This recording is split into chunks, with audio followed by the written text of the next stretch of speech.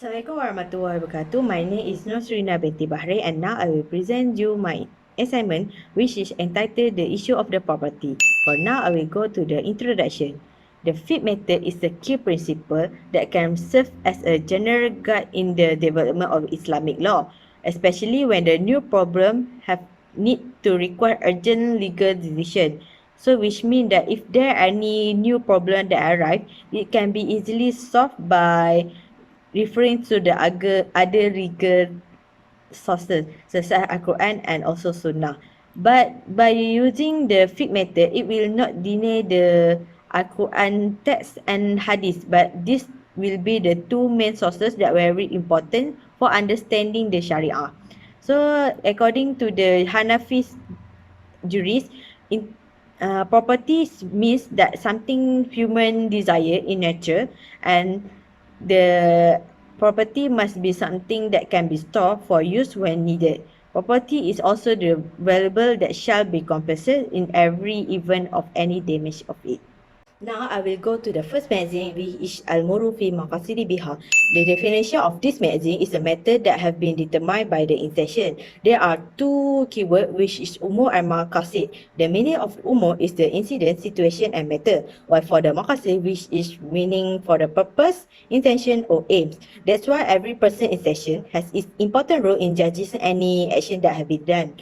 The jurists have agreed there are 5 stages of the intention, which is the first one is Hajj, the second one is Khatir, the third one is Al-Nas, An-Naf, and the fourth one is Ham, and lastly is Azham. So to relate this to the issue, Ahmad have the intention to buy the house. He want to buy a house for him to living in that house. So that's why by his intention, he doesn't need to pay any zakat. But if he intention to buy the house, to resell back the house or to rent the house back to the other people, so he need to pay the zakat. That's why they can be related to this magazine, which Ahmad intention. Next, I will go to the second maxim, which is Al-Yaqin la yazub bi al-shafa, which means this maxim constantly is not overcome by any doubt. Literally, the meaning of the yaqin is mean knowledge that have been spoiled by any doubt, but technically it's a strong belief in match up with the reality that something in a certain way with no selection possible being available. So by the meaning of the shart is a doubt, suspicious and certainty.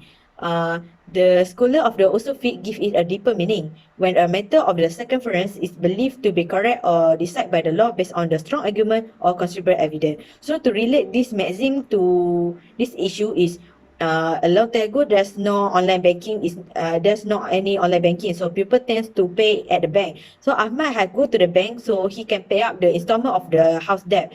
After a few days, Ahmad got notice that he didn't pay any installment yet. But when Ahmad tried to show the evidence, which is the receipt that he got, the evidence is already gone. So the bank has considered that Ahmad is still remain in debt until he have a proof, which is her receipt. I will go to the next magazine, which is Al-Maqasah Taji Al-Yasir. In terms of the language, Maqasah means something that is exotic.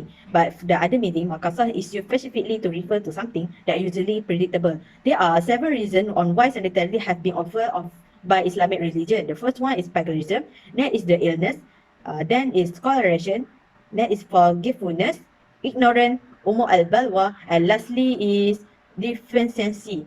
So there are the jurists have been divide the hardship into two, which is the first one is hardship that have been permanent, accompanying art worship.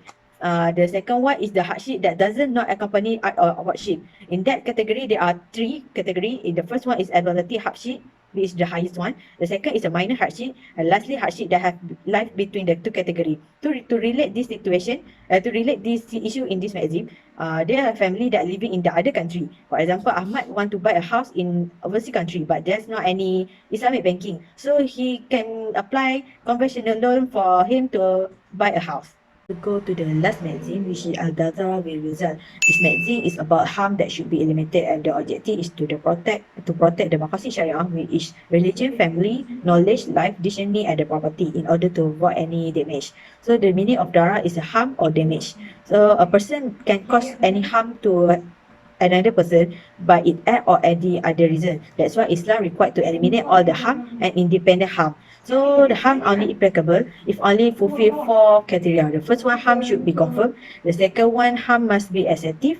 Third, harm must be unlawful. And lastly, harm should be interrupt a valid maslahah. To relate this maxim, Ahmad has a job in Johor which far away from his house. So he decided to rent out a house in Johor, and he pay the deposit to the agent without looking the house in real life. So when the day he want to transfer to his house, he noticed that he have been tricked by the agent because the agent have used other property without any permission. And this count as an emergency as Islam because Islam want to avoid any fraud in slave purchase transaction. As for the conclusion, according to the fiqh method, it's explained that Islam bring the concept to convenience its people and give release instead of the hardship. So Islam also is a simple religion where Islam fertilize what we consider to be burden.